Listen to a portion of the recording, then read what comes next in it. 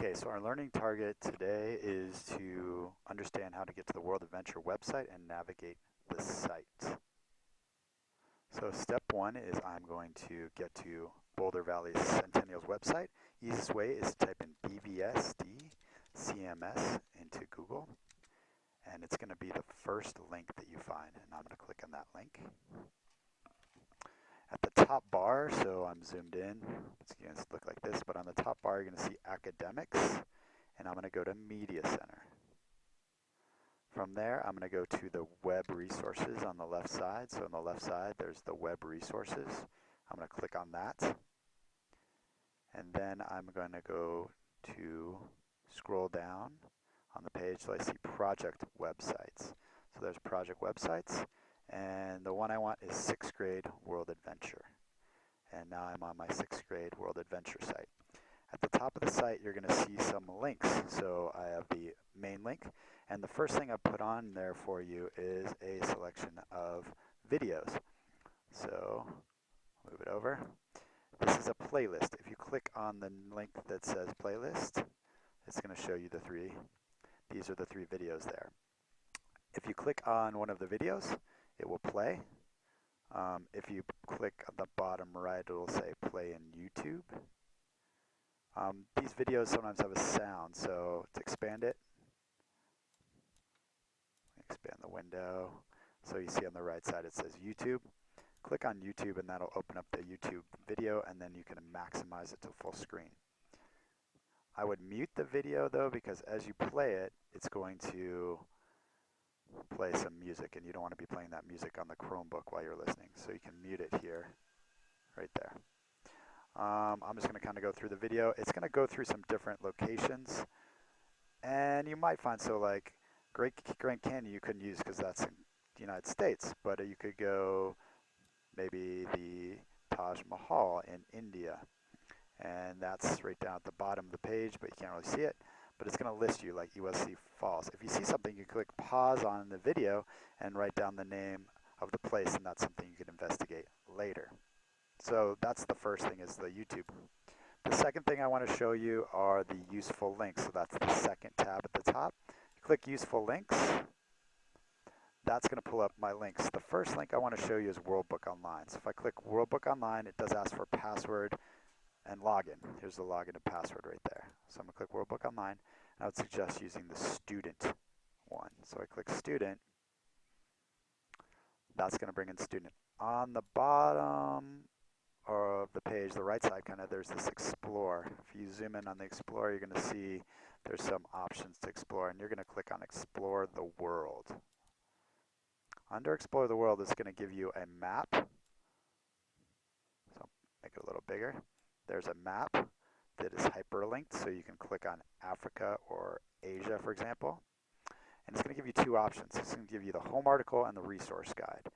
I would suggest using the resource guide. The home article gives you a long article hyperlinked of everything about Asia. So there's a ton of stuff on Asia in that article. Not so useful for this project, although you might find something that's related to maybe a stop like a desert. But really, I would suggest using the resource guide. On the resource guide, you can go down, and it actually has a heading called physical features. And this can be a great place to find a specific island, a bay, maybe something you could use as a physical stop. So if I click on that, like Manila Bay, it's going to give me information about Manila Bay. There's also a location on a map here on the right side. So this can be a great place. Remember, you can only take, really I would recommend one stop from Worldbook Online, but no more than 2 stops from one source location. Okay, the next stop is the UNESCO World Heritage Sites. This is an amazing site. So what UNESCO stands for is United Nations, it's loading up, Educational, Scientific, and Cultural Organizations, right up there at the right side. What they've done is create a hyperlinked map, so there's the map there, of all these locations in the country. So you can go full screen on that, but you can zoom into the map, just right here on the zoom key. So let's travel, and I'm just grabbing the map by left-clicking, grabbing it. There's Africa, so I can zoom in on Africa. And these are all stops. And there's a legend as well that I put on the website that tells you what it is. But if you go there, there's a national park. If you click on it, some of them are just images. But if you click on the image, it's going to pull up everything about that national park. So there's some information. There's some images you could scroll through and check out. Also, if you go down, so I'm going to back it up, it's got a little brief short thing, and then you go down on the page. So I'm now on the more robust. It gives you a lot more information description of it. So you can find some really good facts on this in this UNESCO World Site. Remember, no more than 2.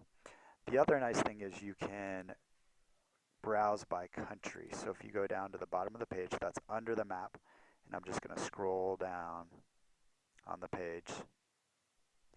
They have it by country, so here the country. And the key is, where's the key? There's a key that tells you what stop is which, and I put that on the website as well. So that's a great location as well. The last I want to show you, although I hesitate, so there's the legend of what the different sites mean. The World Wonders Project. So if you click here, this is made by Google, and they've linked it with Google Earth to create a number of different places. So I'm just kind of scrolling down. Let's go to a castle in Italy. So you click on that castle. You can go to a street view. It's going to give you some information. Notice it's getting the information from UNESCO. So this is basically the same site for the information. So it would be a second site for UNESCO. But the really cool thing is you can click on Street View, your little man, and you can walk around the wonder. So it's loading now. There it's showing my view. There it is. So if I move here, there I am looking at the castle and kind of looking up the side of it. That's my guy.